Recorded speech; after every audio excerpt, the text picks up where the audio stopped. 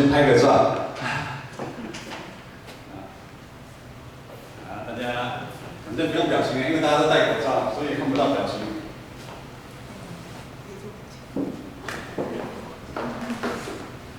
弟兄姊妹，大家平安。平安。平安来举手。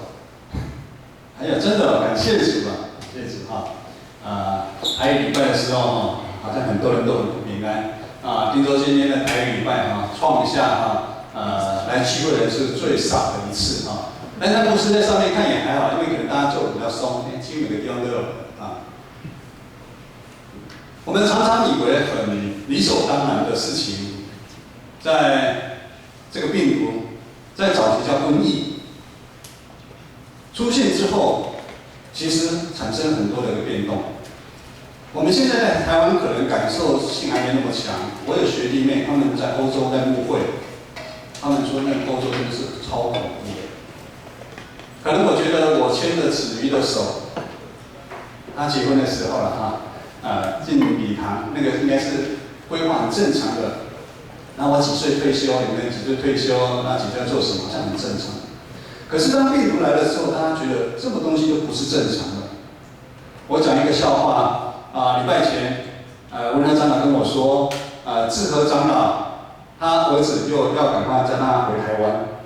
我记得大年初一的时候，病毒刚发现的时候，他儿子急 call， 爸爸妈妈，你赶快回来美国啊！像听说现在美国很多州都沦陷了，所以他现在就希望他能够回来台湾，但是真的是要三思。3月18号有一个老姐妹我打给她，她刚从美国回来，她说她活了80几岁，第一次觉得在逃难。他在美国的机场，他觉得真的是一堆人在逃难那种情况。没有拍摄我也不知道，但是他80几岁了，他说他第一次看到这种情况，他非常的担忧，非常的害怕。牧师跟他安慰说，牧师国中毕业的时候，从金门坐那个运输船来的时候，就跟逃难没两样，很像。我们真的上船是用抢位置、抢地方坐那个年代不一样。全球病毒蔓延，上个礼拜之前牧师说，我弟弟不要怕，但是我知道这是非常非常的困难，非常的困难。所以牧师今天要透过这段经文，让我们再次了解，做耶稣的门徒是有福气的，做耶稣的门徒是有福气的，而且做耶稣的门徒是有秘诀的。相对，我们基督徒也要有相对的自我觉醒，我们要更确定我们所跟随的耶稣到底是什么人啊？你要确定你跟随是人，这样子让我们在末日临到的这个时刻，我们就可以安然的，不用那么害怕。我们可以安然在每一个时刻，因为我们知道，我们不管我们生我们死，我们都在耶稣的手中啊。在进入今天的经文之前，我们会来前面一段。今天的经文是16章24到28，但是前面有2段经文非常的重要，就是第一段就是16章15到17节，在讲耶稣的身份，耶稣到底是谁？那个牧师来读耶稣问他的门徒说：“你觉得我是谁？”我们大家都有读圣经的，西门彼得说：“你是基督，永生神的儿子。”耶稣接着跟他说：“启示你的不是你自己，乃是上帝启示你。”这个时候，牧师也想到另外一段经文我刚信主会，在哥林多前书12章3节说：“若不是有圣灵的感动，没有人能够承认耶稣是主。”从小在教会长大的人可能会觉得耶稣基督是主，是我们的拯救者，是我们的上帝，是很理所当然的。但是在2000年前，甚至在现在的社会世俗化、价值观这么混乱的时代，精准来说，现在的世代跟耶稣那个时代，就是保罗那个时代很像，就很多的神明在竞争，在拉客。我们的世界上有很多的神明在拉着每一个人。这个神明有很多可能是经济偶像、权力，甚至意识形态的神明都有，甚至名人、电玩，当然崇拜。每一个神明都非常非常的厉害，很吸引每一个人。所以在这个时代，尤其在这个时代，要承认耶稣基督是唯一的主，不是那么容易的事情。也就是为什么我们这福音从宣教士来台湾150年，我们说统计基督徒大概5%。可是牧师要讲哦，这个当中扣掉你刚开始相信哦，后来信一信觉得不对，又跑掉了，哦，不正常礼拜，或者是说有来礼拜，可是呢，随随便便也没有很相信，但是哦，那礼拜天就来礼拜堂嘛，加上呢，以前有在教会，真的是真正离开教会的，我不晓得还会剩下几%的。也就是说，我们在座的每一个弟兄姐妹，你确信你是基督的门徒吗？你确信耶稣是上帝的儿子吗？在座我们都是蒙恩的罪人。有的人在教会出入已经很久了，甚至有个人一出生就在教会，请举手。你一出生对，好多啊，一出生就在教会，甚至有的家族在教会已经好几代。对这个信仰，当然一定是不容置疑的啊！耶稣一定是我们的主，上帝的独生儿子，这是不能怀疑的。也就是说，我们每个人都是耶稣的学生。那学生呢，就要有老师、学习老师的款项的样式。所以，首先我们要清楚，我们跟随的老师，他来到世界上，他的使命是什么？所以，接续的经文在16章21节到22节这么说：从此，耶稣才指示门徒，他必须上耶路撒冷去，受长老、祭司长、文士许多的苦，并且被杀，第3日复活。原来耶稣的使命是要被杀，而且上十字架。经文记得说，彼得一听到，彼得就赶快拉着耶稣，责备耶稣。彼得是责备耶稣说：“主啊，千万不可，这个事不能临到你的身上。”我们常说彼得是门徒里面那个的班长带头老大。彼得在这个时刻的转变翻脸跟翻书一样快，让我们很吓到，就是说他前一刻才宣告耶稣是基督，是弥赛亚，是主。所以我们真的看不懂彼得你到底在干什么。彼得的意思是说，耶稣你既然是基督，是弥赛亚，上十字架的事情轮不到你轮到你的身上。原来彼得跟所有的门徒，他们受犹太民族的影响，基督就应该像传统上的大卫王那个王者的风范领导。弟兄姐妹，当我们受洗，我们被呼召来到教会，成为基督徒，我们最大的盼望当然就是我们的生命得到改变，可以接下来呢往永恒盼望的路来走。但是我们是不是有时候不小心陷入这一时的门徒他们的思维模式？就是说，我们虽然告白了耶稣基督是我们的主，我们也愿意相信，也来到教会参加团契，但却从来没有想过要背十字架。十字架很苦，我们不想背，以至于在我们在信仰旅程当中，我们是不是有时候挑我们自己喜欢的来信，挑我们自己喜欢的来做？我们有很多的理由说，背十字架是一种重担，我们不想要。我们的信仰，以至于我们信仰也常常受于我们内心罪恶以及我们环境的引诱来影响。我们也常常用我们中心自我的想法来思考、来判断，在一个可容忍、安全范围里面，我们来信。就好像耶稣的这群门徒一样，我们当再往后看就知道，耶稣的门徒，耶稣一直再三跟他讲，他要上十字架，他要到耶路撒冷受死。但是这些门徒他们充耳不闻，门徒还常常彼此在争吵。当耶稣做王的时候，哪一个人要坐右边，哪一个人要坐左边？如今耶稣对彼得说，也是对当初的门徒说，甚至对我们说：“你是我的绊脚石，因为你不体会神的心意，而是体会人的心意。”虽然跟随耶稣，但是他们没办法体会他们的身份，因为跟随耶稣已经完全不一样，完全不一样。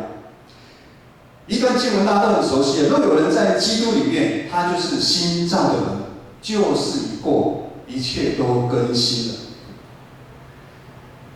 门徒也没办法了解，他们跟随耶稣在世界上，其实他们有一个伟大的使命等着他们去完成。如今的门徒，他们陷入了两难，他们陷入了许许多多的疑惑。我们是不是也会这样？如同在此时面对肺炎病毒的威胁，让每一个人人心惶惶，好怕，怕什么？怕死嘛。说他来怕什么？就是怕死而已嘛。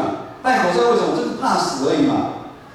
好像病毒与我们的距离是这么的近啊！前阵子以2的距离，现在好像真的病毒好像离我们非常的近。意思是说，我们肉体的生命离死亡非常的近。可能从有史以来，你自己慢慢觉得，年轻人觉得哇，这个病毒离你的生命死亡离最近的时候。请问我们在座的每一个弟兄姐妹，你可有想过，当耶稣基督让上帝拣选你成为基督徒，给你这个身份，给你使命，会比这个死亡小吗？为什么我们一直对内心被这个死亡的权势所辖制呢？我们不看上帝多一点。感谢今天平一选的歌哈。我们为什么不往前看十字架？而一直往后看世界，越看我们越害怕。耶稣说：“不要怕。”耶稣要救我们脱离死亡的权势。今天24节到26节，耶稣就要来救我们离开死亡的权势。牧师来读啊：“若有人要跟从我，就当舍己，背起自己的十字架，因为要救自己生命的，必上吊生命。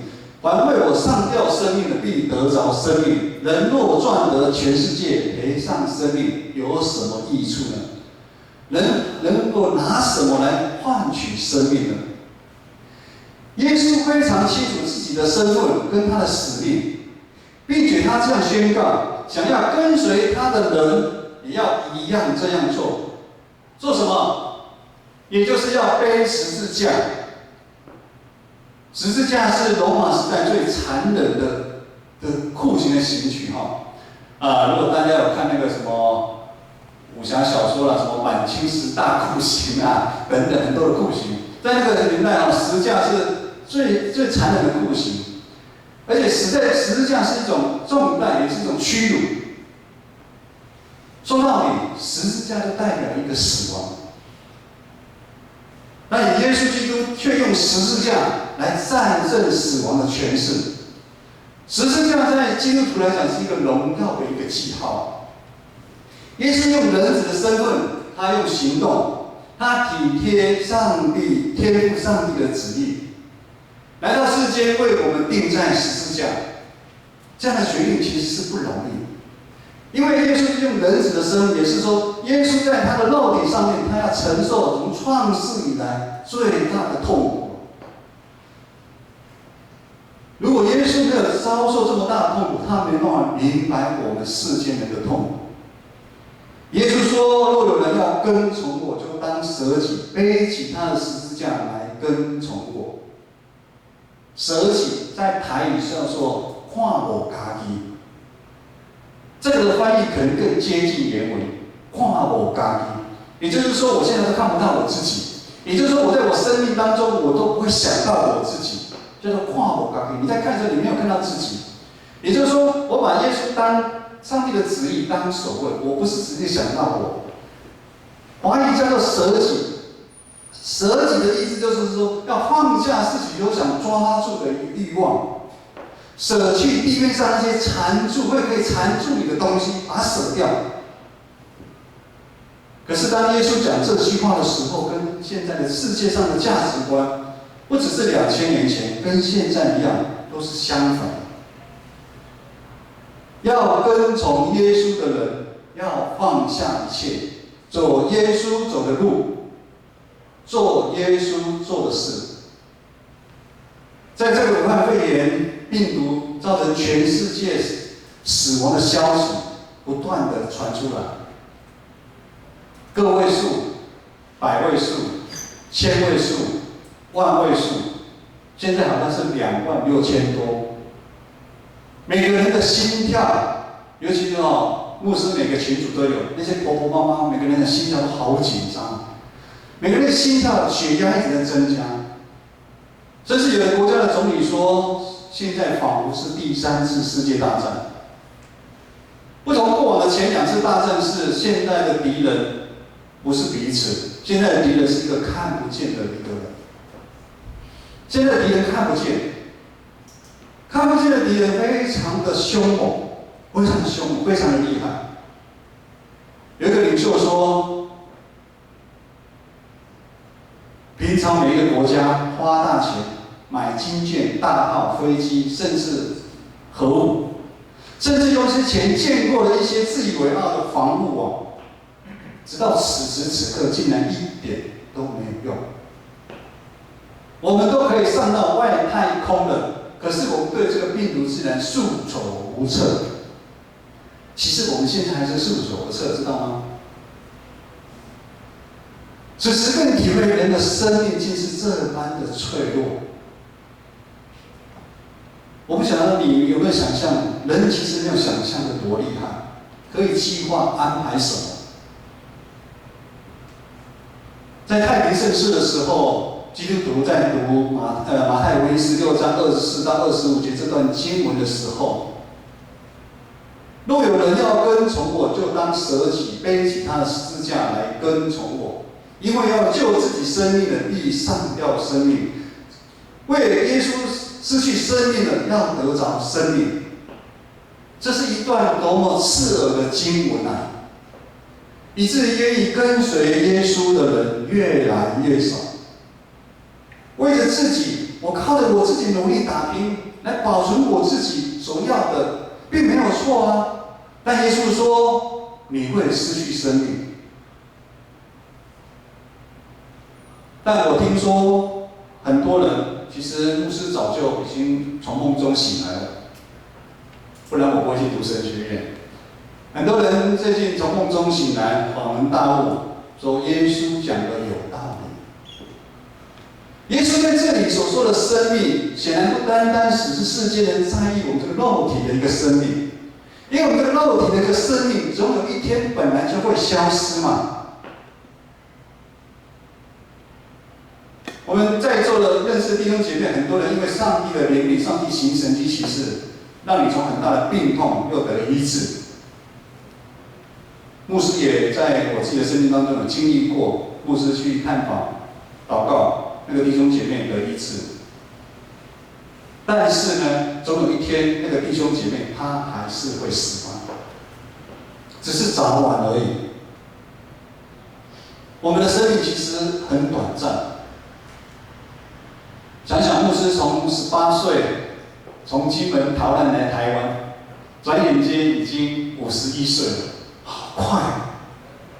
如果人活的时间只是为了追求肉身，就是我们看得到这个生命的延长跟享受，那耶稣就不用来到世间为我们钉十字架。也就是说，因为世间人追求肉身的生命，也就是外在所想要的。我们努力打拼了一辈子，但是常常我们内心都很虚空啊。牧师，真的吗？如果不是的话，在整个有历史以来，现在全世界的人几乎了哈，有少数国家不算，几乎每一个国家都过得比以前的好。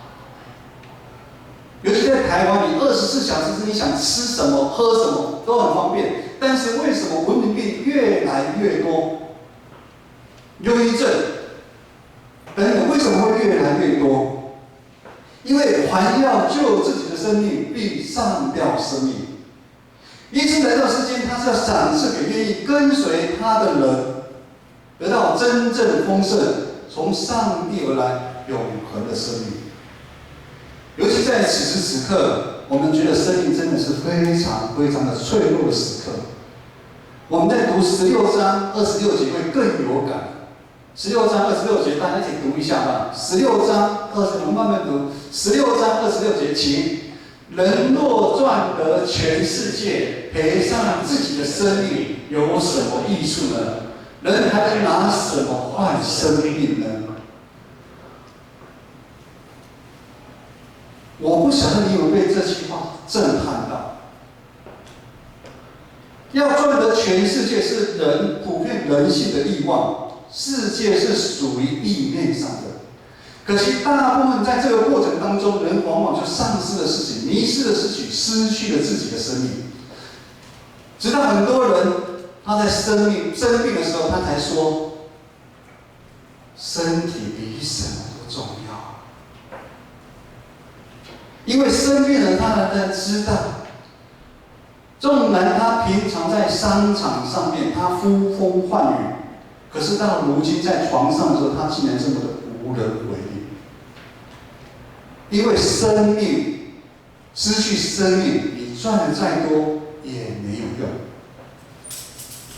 几世纪以来，人类不断强调经济科技进步，享受自由。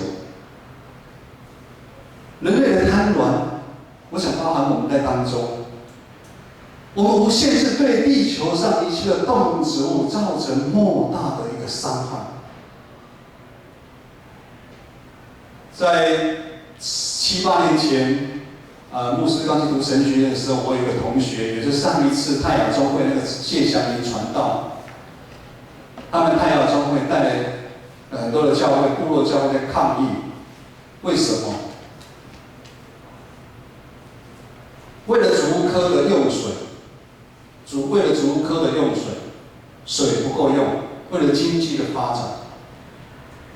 要在新竹尖石乡部落总共会淹没大概5、6个部落，为了盖水库，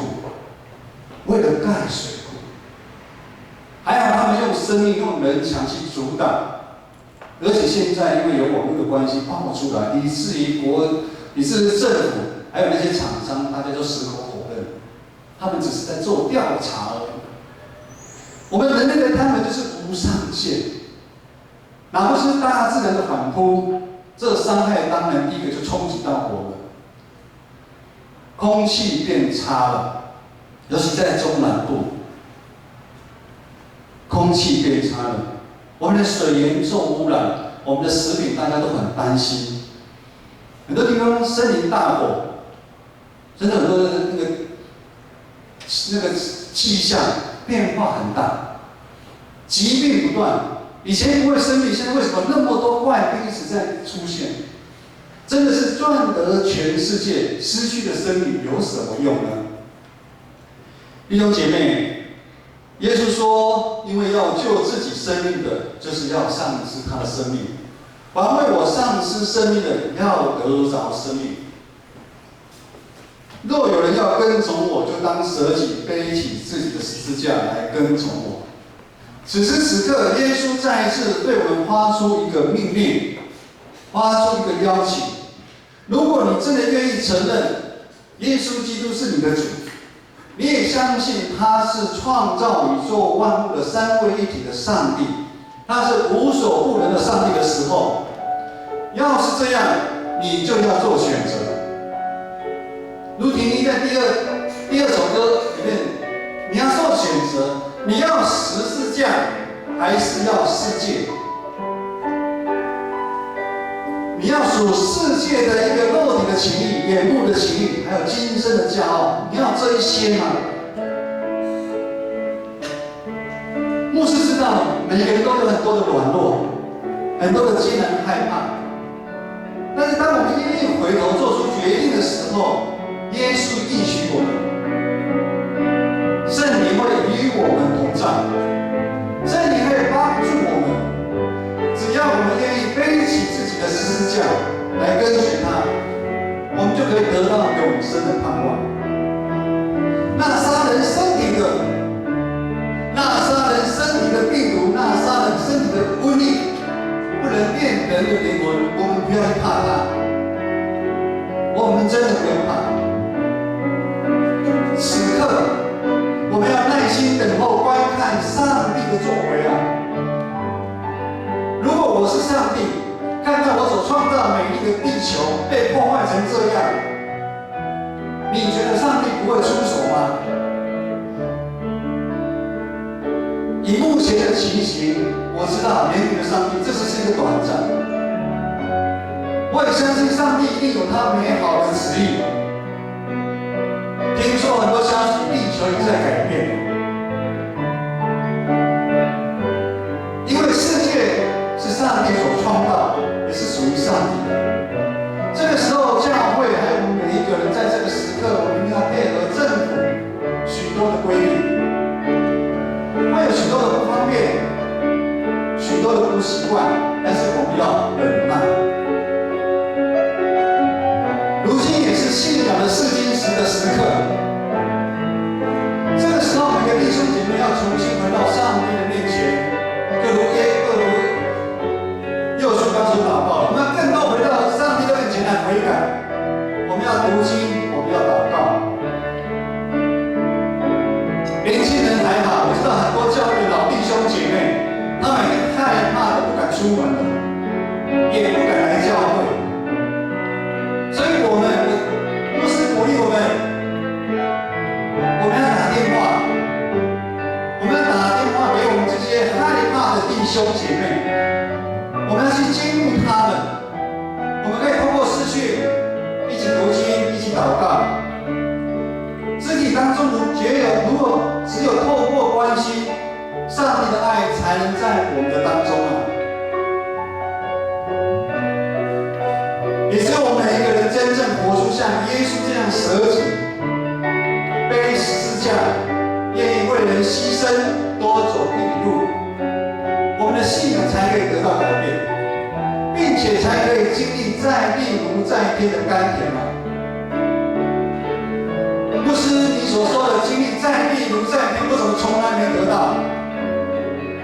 你可能从小就在教会长大，我们这边还年轻，还礼堂的时候挑战这些长辈。你已经70岁，你80几岁，为什么你一直没办法经历在地不在天？那是因为你不想背十字架。当我们真的背起耶稣的十字架，走耶稣走的路，照耶稣的侍奉我们去走的话，你就可以经历在地不在天那跟耶稣同在美好的甘甜跟荣耀，真的没什么好怕的。我们一起来祷告。一起来祷告。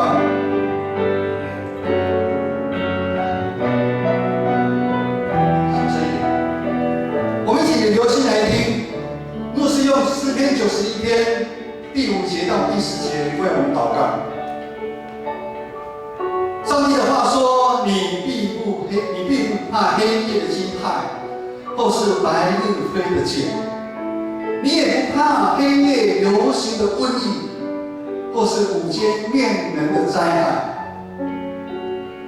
世上虽有1000人扑倒在你的旁边，万人扑倒在你的右边，这灾却不临近你。你为亲眼观看世上的恶人要遭报，因为耶和华是我的避难所，你以至高者为居所。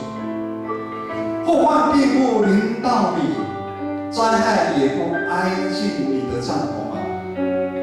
不要怕，弟兄姐妹，阿门。我们一起来唱这首歌。你的爱永不变，惊奇。耶稣的爱一直都在，只是我们不想要耶稣的爱。在此时刻，我们更需要耶稣的爱。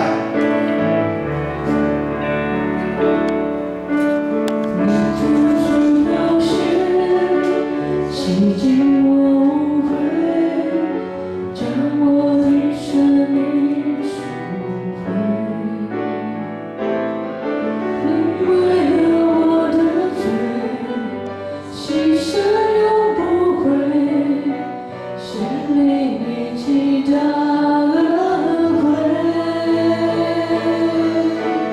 我深深体会你爱的宝贵。让自己用追随，我相信我纪念